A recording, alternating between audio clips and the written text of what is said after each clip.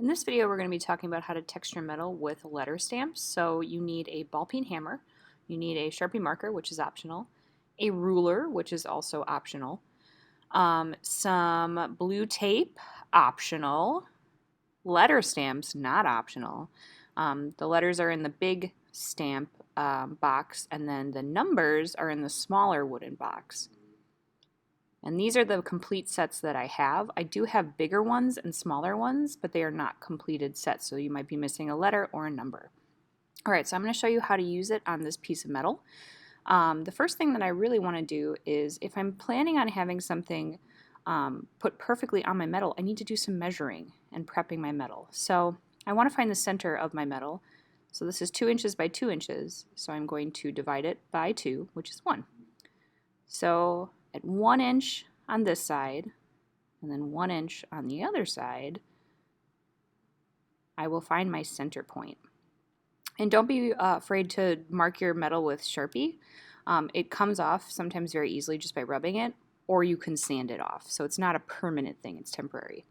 Then I take some tape, if I want to make a straight line to keep my letters on, and put it across that line that I made. I'm also putting it on a steel block because in a minute I'm going to show you that the steel block helps support my metal when I am stamping my letters inside. So now I have to find all the letters that I want, and it can be a little tricky only because they are not in order.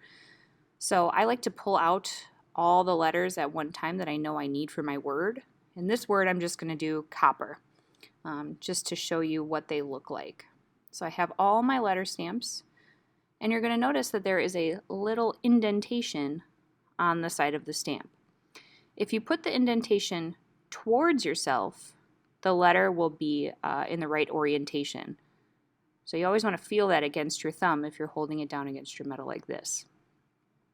All right, so I'm going to hold my letter stamp very straight. I'm going to take the flat end of a ball peen hammer and give it one quick good tap. You want to ensure that you're only doing it once because then you might get a weird mirrored effect. You don't want to hit it so hard that you dent and break your metal or you break the letter stamp, which is possible. So I'm going to do this with the rest of them. And it's always easy to measure and ensure that your letter's in the right place before you hammer it, because you can't go back once it's in an indentation. One quick good tap, unless you're very confident like me and you can put it back in the right place. But you'll see as you practice. You could also practice with a piece of scrap metal from your bin if you want to before you get to your final piece, just to see what they look like. But just for the purpose of this video, I'm just showing you.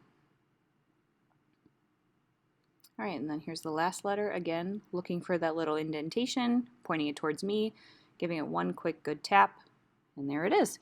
So I'm going to take it off now and just show you a close-up of what it looks like. But it's pretty self-explanatory and pretty easy in terms of texturing your metal. So now I would sand it to get some of that Sharpie off.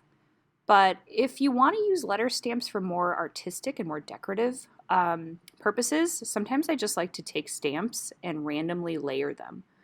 There are some bigger ones, some smaller ones. So letters and numbers don't have to just serve the purpose for spelling out a word or making a phrase or showing these different, number groups together. Sometimes you can make some really cool textures and patterns just by repeating letters and repeating numbers. So I'm just doing some random stuff, trying to make my metal texture as unique as possible, because that is our goal in metals. So have fun with the letter stamps. You can do a lot of different things, and number stamps as well.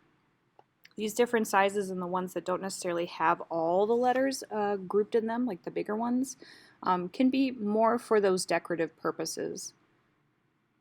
So think about how you're going to use them in unique ways and unique methods. So there's the surface of my metal. Pretty cool, huh? So it's not for everybody, but it's another option. And then as promised, you can sand it, you can polish it. It is possible to sand off your letter stamps, but not completely. You'll always have some indentation. It just might be harder to see. Yeah, those are letter stamps. This is my final product, and it's a very easy way to add some texture to your metal.